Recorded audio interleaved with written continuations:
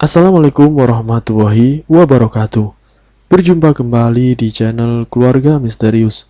Semoga di bulan suci Ramadan ini kita semua selalu dalam lindungan Allah Subhanahu wa taala, diberikan kesehatan, dilancarkan rezekinya, dan dimudahkan dalam segala urusan apapun. Amin ya robbal alamin. Pada kesempatan kali ini, saya akan membawakan kisah misteri yang ditulis oleh Edna Villa. Oh iya, namun sebelum kita masuk ke dalam cerita, seperti biasanya, nama dan tempatnya disamarkan semua ya, untuk menjaga privasi pihak yang terlibat di dalamnya. Di kesempatan kali ini, saya akan membawakan kisah misteri yang berjudul Sumpah Pocong Pelaku Pesugihan. Seperti apa kisahnya? Tak perlu lama-lama lagi. Mari kita mulai ceritanya.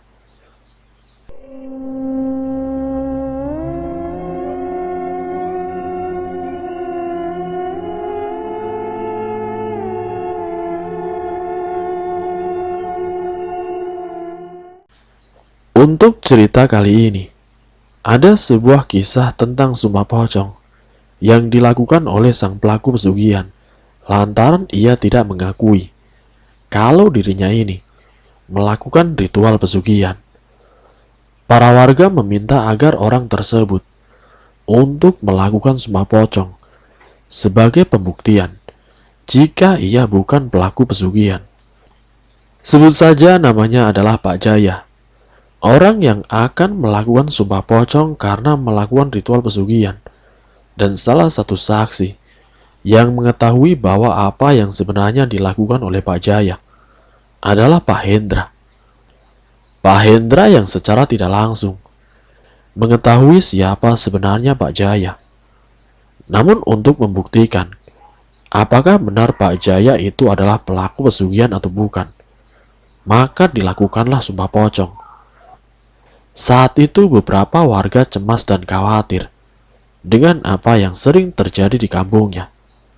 Karena banyaknya hal-hal yang tidak wajar, terutama kabar tentang arwah yang tidak tenang, yang tidak lain adalah ibu kandungnya Pak Jaya. Nah, dalam ceritanya Pak Hendra, yang merupakan saksi di sini, dan juga beberapa warga yang menceritakan kalau almarhum ibu kandungnya Pak Jaya sering menampakkan diri di balkon atau di lantai 2 rumah milik Pak Jaya. Dan itu bukan hanya satu atau dua orang yang melihat, tapi beberapa warga sudah banyak yang melihatnya. Anak-anak pun sering melihat ada sosok perempuan dengan pakaian yang sering dipakai oleh ibu kandungnya Pak Jaya. Karena khawatir akan mengganggu anak-anak yang akan berangkat mengaji, para warga ini mengadu kepada salah satu kiai. Nah, dari aduan itulah Pak Kiai sempat meminta sama Pak Jaya, setidaknya untuk mendoakan almarhum ibunya. Tapi waktu itu, Pak Jaya justru berkata kepada Pak Kiai dan juga beberapa warga, termasuk Pak Hendra, urusan doa dan tidaknya untuk almarhum ibu saya, itu adalah urusan saya, Pak. Saya kan sudah mendoakan almarhum ibu saya 7 hari berturut-turut. 40 harinya sudah, 100 harinya pun sudah. Ya kalaupun dia ada di rumah saya, ya nggak apa-apalah. Kan dia juga ibu saya. Mau dia datang, mau dia ada di atas, yang penting keluarga saya tidak terganggu. Kalau Pak Kiai tahu caranya agar arwah ibu saya tidak menampakkan diri, silahkan, itu urusan Pak Kiai, ujar Pak Jaya. Beberapa warga yang mendengar perkataan dari Pak Jaya sempat merasa geram, karena tingkahnya itu seakan-akan membiarkan sosok almarhum ibunya ada di lantai 2 rumahnya. Kalau saya diizinkan, saya akan berdoa di halaman rumah Bapak, ujar Pak Kiai. Silahkan berdoa, tapi saya tidak mengizinkan untuk doa di halaman rumah saya. Pak Kiai pun yang mendengar itu mengiyakan. Sampai akhirnya, para warga melakukan doa bersama, tapi di salah satu rumah warga, yang jarak rumahnya paling dekat dengan rumah Pak Jaya. Mereka melakukan doa bersama, yang tujuannya agar sosok ibu kandungnya Pak Jaya tidak menampakkan diri lagi. Dan alhamdulillah setelah doa bersama itu, 1 hari, 2 hari, sampai 1 minggu, sosok itu tidak pernah muncul lagi. Dan ini tentunya membuat warga menjadi tenang. Tapi hal itu ternyata tidak berlangsung lama. Ada beberapa kejadian lagi terkait dengan orang-orang yang sudah meninggal. Ini yang tidak lain adalah keponakan dari Pak Jaya. Arwah keponakannya itu juga muncul di balkon rumah itu. Keponakannya meninggal setelah 1 tahun sepeninggalan ibunya Pak Jaya. Pak Hendra yang mengetahui itu mencoba menghubungi adiknya Pak Jaya, yaitu Pak Gani. Pak Gani ini adalah ayah dari bocah kecil itu. "Anakmu yang baru meninggal ada di lantai 2 rumahnya Pak Jaya, Gan." "Loh, kok bisa anak saya ada di situ?" Mendengar kabar itu, Pak Gani pun kebingungan. "Padahal anak saya belum genap 100 hari meninggal. Tapi kok bisa ada di rumahnya Pak Jaya?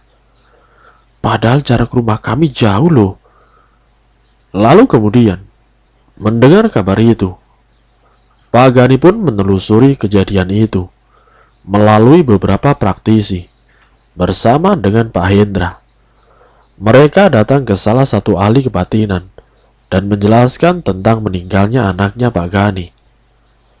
Anaknya Pak Gani ini berusia sekitar 11 tahun. Memang semasa hidupnya, ia sering sekali diajak pergi oleh Pak Jaya. Karena Pak Jaya sendiri punya anak yang usianya sama dengan anaknya Pak Gani. Mereka sering diajak berwisata, dibelikan mainan, dibelikan pakaian, bahkan untuk biaya sekolah, ditanggung oleh Pak Jaya.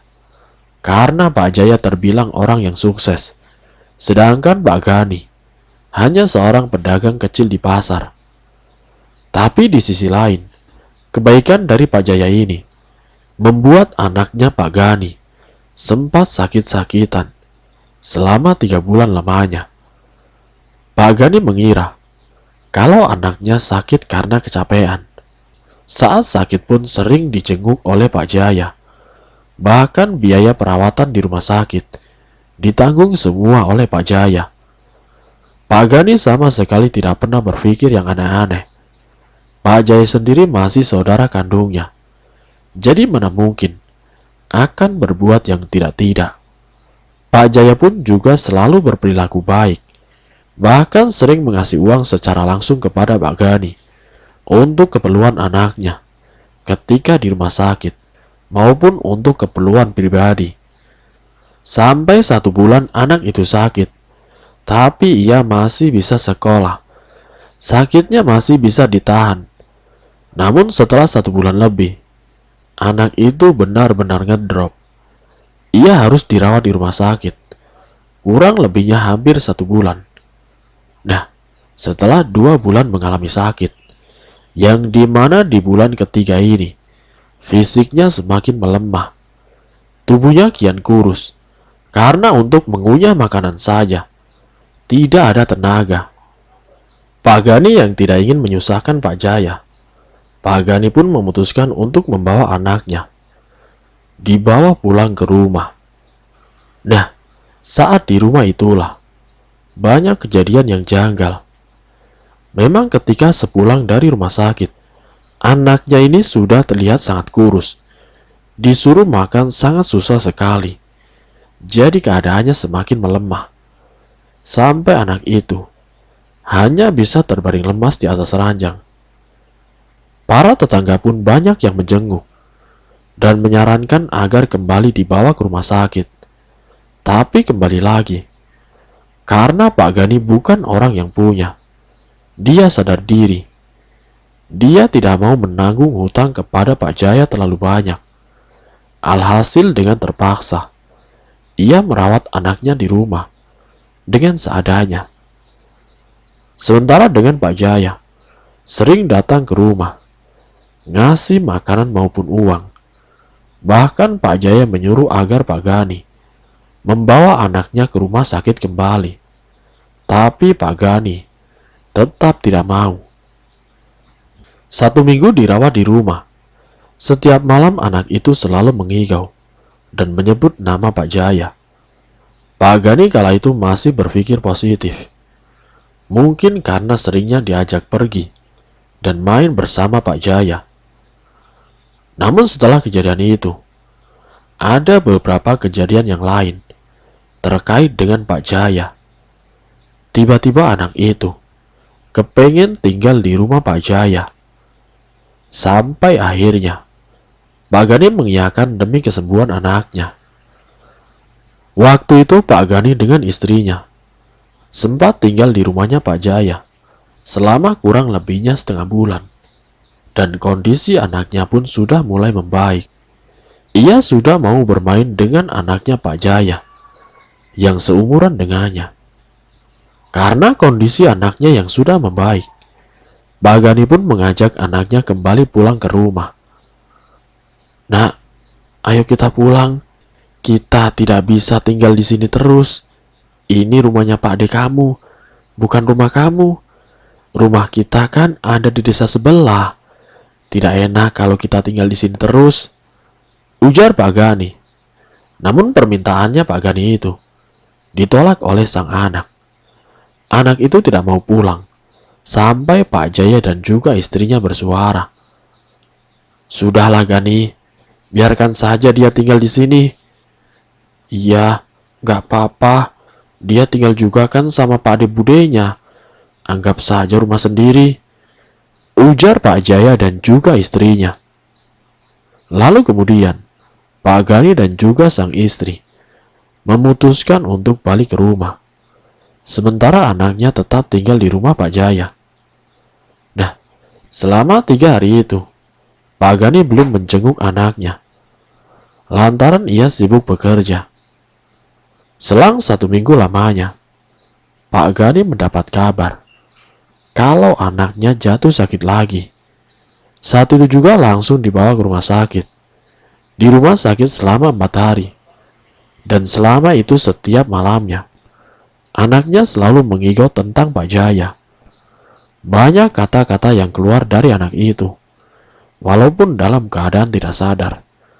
Matanya tertutup, tapi selalu mengigau tentang Pak Jaya.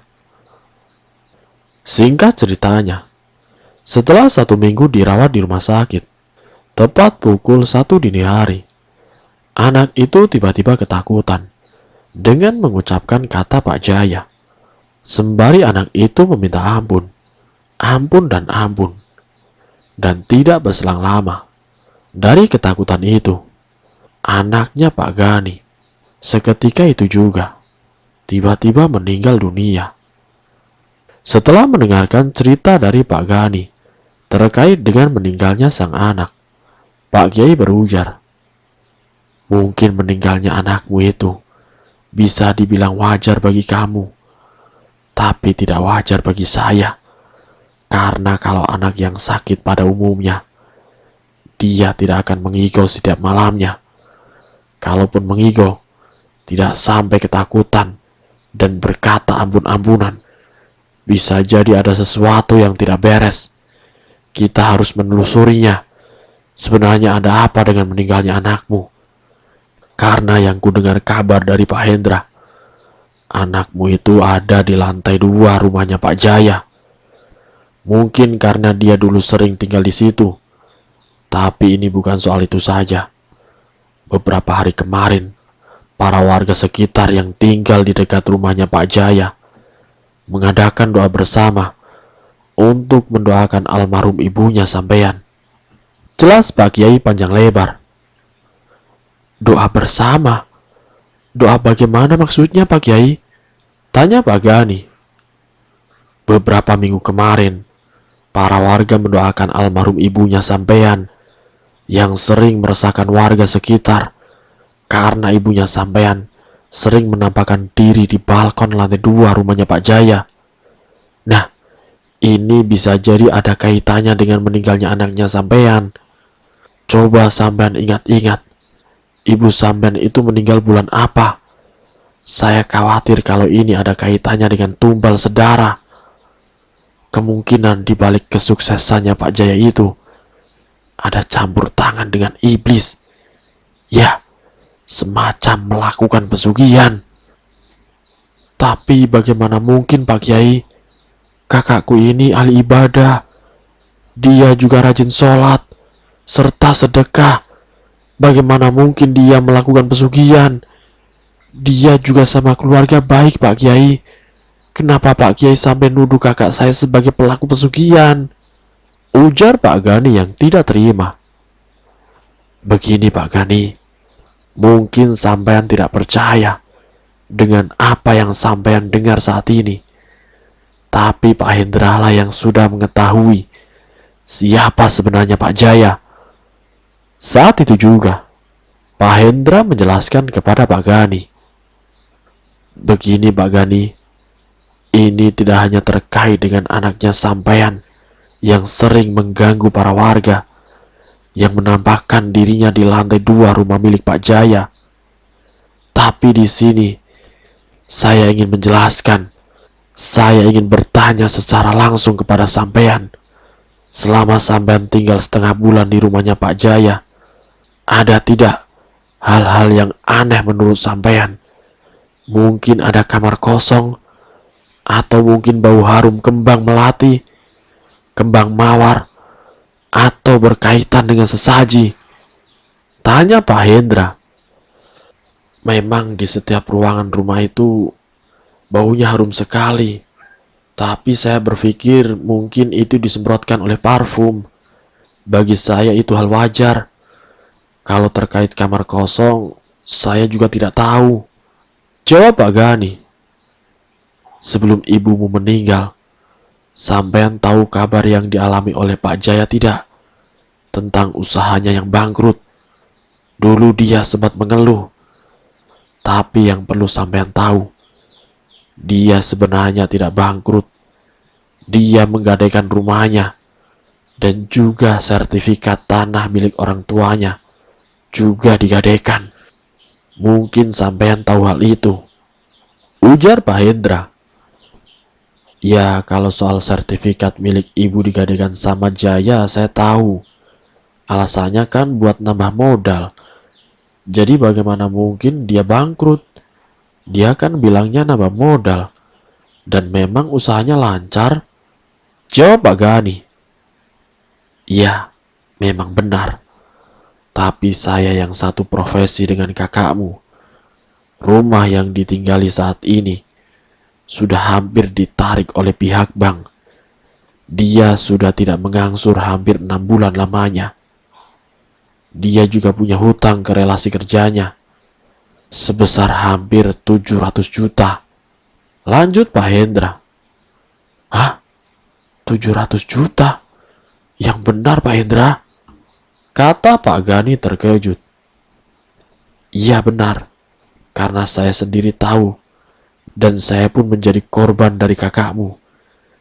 Dia punya hutang kepada saya, sekitar 50 juta, dan sampai detik ini belum dilunasi. Menurut sampean, dia orang sukses kan? Tapi nyatanya, hutang saya 50 juta itu belum dilunasi. Dan setengah tahun sebelum rumah itu disita pihak bank, Pak Jaya sempat mengatakan sesuatu kepada saya agar dia bisa mengembalikan masa kejayaan dan usahanya. Pak Jaya mendatangi seorang dukun agar para penagih itu seakan-akan lalai. Dan bukan hanya itu saja, hutang-hutangnya kalau bisa dilunasi. Nah, asal kamu tahu, sayalah yang mengantar Pak Jaya datang ke dukun. Waktu itu kakakmu diberikan suatu amalan-amalan tertentu. Tapi kenyataannya gagal. Tapi Pak Jaya tidak mau berhenti begitu saja. Bersama saya dia akhirnya datang ke satu tempat pesugihan. Namun waktu itu saya hanya di luar saja. Saya tidak berani masuk. Entah di dalam Pak Jaya diberi apa saja, saya kurang tahu. Namun semenjak saat itu, kejayaan kakakmu mulai hadir di hidupnya. Rumah pun tidak jadi disita, dan hutang 700 juta pun clear dalam kurun waktu kurang dari 1 tahun. Tapi di balik itu semua, ada satu ritual yang wajib ia lakukan. Sampai ada satu kejadian, yaitu ibunya Pak Jaya meninggal. Itu yang saya ingat.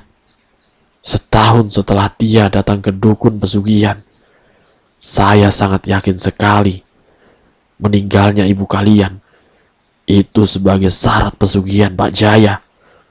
Terbukti, setelah ibu kalian meninggal, Pak Jaya kian sukses.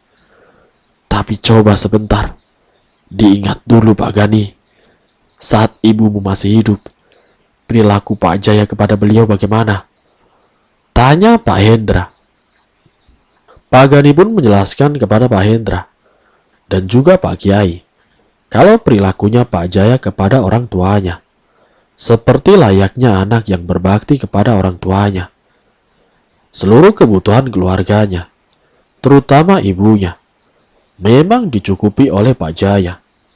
Dan bukan hanya itu saja, semua kebutuhan keluarga saudara-saudaranya, ia pun mencukupinya. Dia memang baik hati, makanya saya bingung. Apa benar kakakku melakukan pesugihan? Ujar Pak Gani. Apa yang kamu katakan itu benar Pak Gani. Kalau dia menjamin segala kebutuhan dan keperluan ibumu. Benar, dia setiap bulan mengasih uang yang tidak sedikit. Dan dia selalu ngasih sebelum uang ibu habis. Terkadang saya sendiri yang pakai uang itu karena satu rumah dengan ibu saya. Kamu harus tahu dan kamu harus paham, kebaikan Pak Jaya bisa jadi ada udang di balik batu. Yang saya maksudkan, dia baik sama ibu kamu dan juga keluarga kamu. Tapi di sisi lain, sampean harus ingat apa yang barusan diceritakan Pak Hendra. Memang hidupnya kini serba kecukupan. Namun yang saya khawatirkan, dari mana dia mendapatkan uang sampai ratusan juta dan dalam waktu 1 tahun, sedangkan usahanya pun masih biasa saja waktu itu. Ia baru punya usaha itu setelah ibunya tiada, dan setahun setelah ibumu meninggal, disusul anakmu. Jadi kamu harus paham, kalau yang namanya orang melakukan ritual pesugihan, setiap tahun akan ada yang meninggal. Nah, yang saya khawatirkan itu, tumbal berikutnya adalah sampean ataupun keluargamu yang lain. Karena kalian sudah dikasih lebih sama Pak Jaya, bisa jadi targetnya nanti sampean. Jadi sampean harus hati-hati. Sekarang, kembali lagi tentang anakmu yang ada di lantai 2 rumahnya Pak Jaya. Ini anaknya bagaimana? Kalau memang arwah anak saya itu penasaran, tolong saya Pak Kiai, tolong doakan anak saya, agar anak saya bisa tenang di alam sana. Seizin dari Pak Gani, Pak Hendra dan juga Pak Kiai, malam itu juga, langsung mendoakan arwah anaknya Pak Gani. Setelah apa yang dilakukan oleh mereka berdua, dan juga para warga, sosok anak itu, alhamdulillah tidak pernah muncul kembali. Anak itu seakan-akan menghilang dari pandangan warga sekitar, termasuk anak-anak yang sering berangkat mengaji. Jadi warga setempat kini bisa menjadi tenang. Singkat ceritanya, setelah hampir 5 bulan setelah kejadian itu, Pak Gani kini sering datang ke rumah Pak Hendra. Pak Gani sering mengeluh mual, bahkan sering mengeluarkan darah dari dalam mulutnya. Pak Hendra yang melihat keadaan Pak Gani, datang dengan keadaan tubuh yang sudah kurus, sempat terkejut. Loh, kamu kok sekarang jadi gini Pak Gani? Ayo, kita langsung ke rumahnya Pak Kiai saja. Barangkali ada sesuatu yang membuat kamu itu seperti ini. Tanpa pikir lama, keduanya pun pergi ke rumahnya Pak Kiai. Pak Kiai yang melihat kondisi Pak Gani. Secara spontan, ia pun berkata, "Astagfirullahaladzim, ada apa lagi ini? Kenapa kamu baru kesini, Gani? Ini ada yang menginginkan kamu. Saya mau tanya, setiap malam tertentu, mungkin dalam kurun waktu beberapa bulan ini, pernah ada mimpi-mimpi aneh, entah itu jin atau setan atau sejenisnya?" "Iya Pak Kiai, saya pernah memimpikan itu. Saya pernah didatangi oleh sosok yang tinggi besar, dan itu datang bukan sekali dua kali, tapi sosok itu datang berkali-kali Pak Kiai. Seingat saya, sosok itu datang setiap malam Sabtu. Saya selalu terbangun ketika mimpi itu datang, dan pasti pagi-paginya saya muntah darah Pak Kiai. Sebenarnya saya kenapa Pak Kiai?" "Kamu itu sedang diincar, Gani," ujar Pak Kiai. "Maksudnya diincar siapa Pak Kiai?" "Kamu sedang diincar oleh salah satu pelaku pesugihan yang tidak lain adalah kakak kandung kamu sendiri, yaitu Pak Jaya. Kamu sudah terlalu banyak memakan batal haram dari Pak Jaya. Nah, untuk bisa menetralisir itu semua, setidaknya kamu harus berpuasa terlebih dahulu, sampai 3 hari. Dan setelah kamu puasa, kamu harus diruqyah. Tapi itu semua kembali kepada sampean Pak Gani, kalau sampean mau." Jelas Pak Kiai. Setelah mendapat saran demikian, esok paginya, Pak Gani pun mulai puasa. Saat malam pertama puasa, Pak Gani didatangi oleh Pak Jaya. Pak Jaya pun sempat memberikan sesuatu kepadanya. "Kalau sakit mendingan berobat saja ke rumah sakit. Jangan kemana-mana. Nih ada uang," ujar Pak Jaya. Dan Pak Gani pun menolak uang dari Pak Jaya. "Saya tidak mau, Kang. Terima kasih. Uang itu buat sampean saja," jawab Pak Gani menolak. "Kamu kan lagi tidak enak badan. Ini uang buat berobat." Pak Gani berusaha memberikan uang itu lagi. "Iya, Kang. Aku tahu.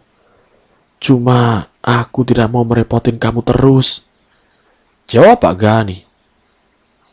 Pak Jaya yang mendapat penolakan itu akhirnya pamit pulang. Namun malam harinya, Pak Gani bermimpi tentang Pak Jaya dan juga diperlihatkan ibunya serta anaknya yang sudah meninggal. Pak Gani berusaha untuk tetap kuat sembari sahur di hari kedua.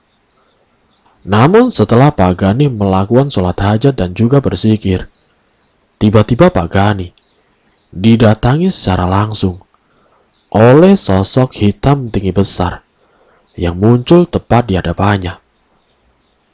"Astagfirullahaladzim!" Pak Gani terlonjak kaget sampai beranjak dari tempat duduknya dan meninggalkan zikirnya karena masih sering diganggu oleh sosok itu. Pak Gani pun datang menemui Pak Kiai. "Sosok itu akan tetap mengganggu kamu dengan tujuan agar kamu tidak melakukan puasa dan zikir. Kamu harus bisa menyelesaikan puasa itu.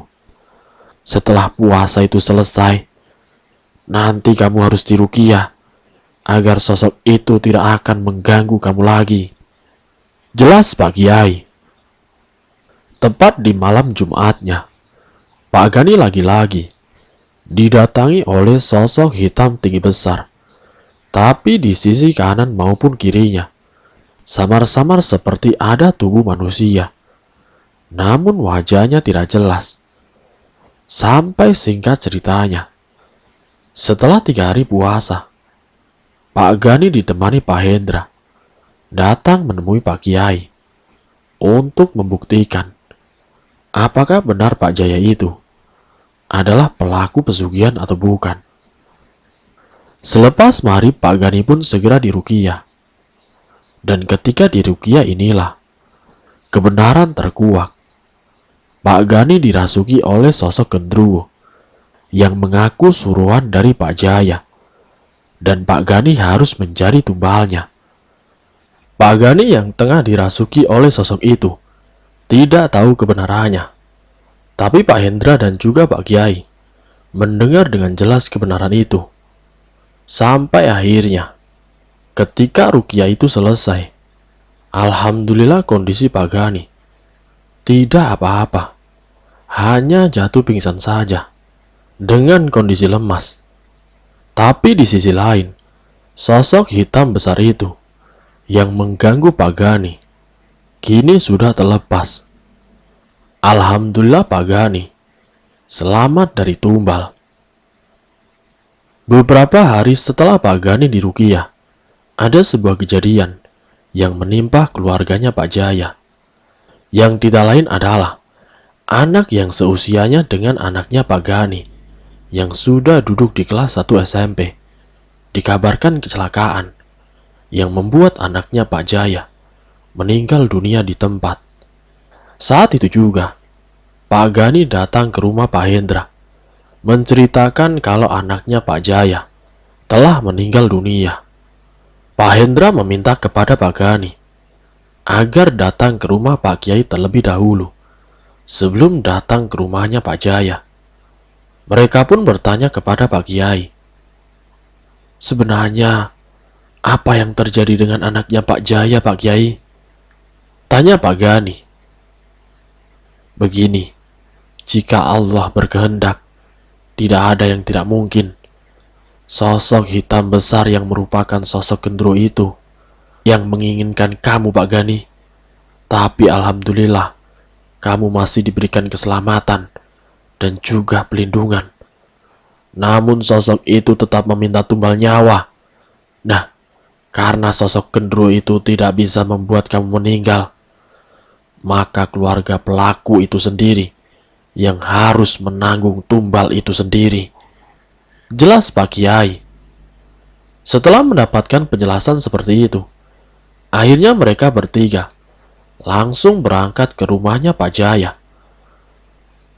Jam 10 pagi mereka baru sampai, dan Pak Gani tiba-tiba menantang Pak Jaya. Kalau kematian anakmu ini bukan perilaku kamu, buktikan. Buktikan dengan sumpah pocong. Buktikan jika kamu tidak melakukan pesugihan.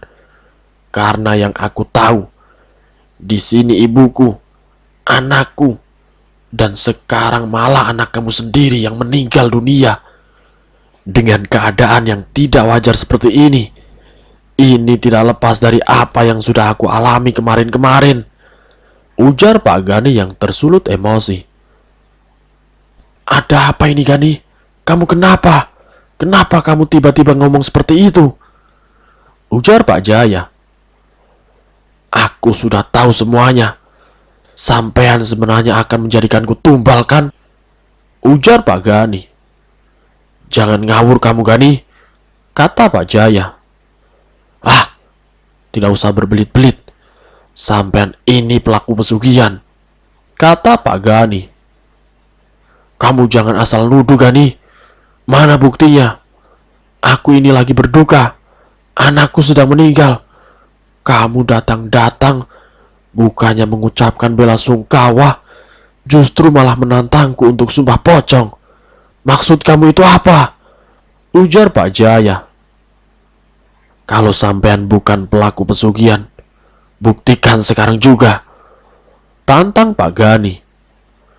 Baiklah, keinginan kamu akan kujalani, tapi aku akan mengurus anakku dulu.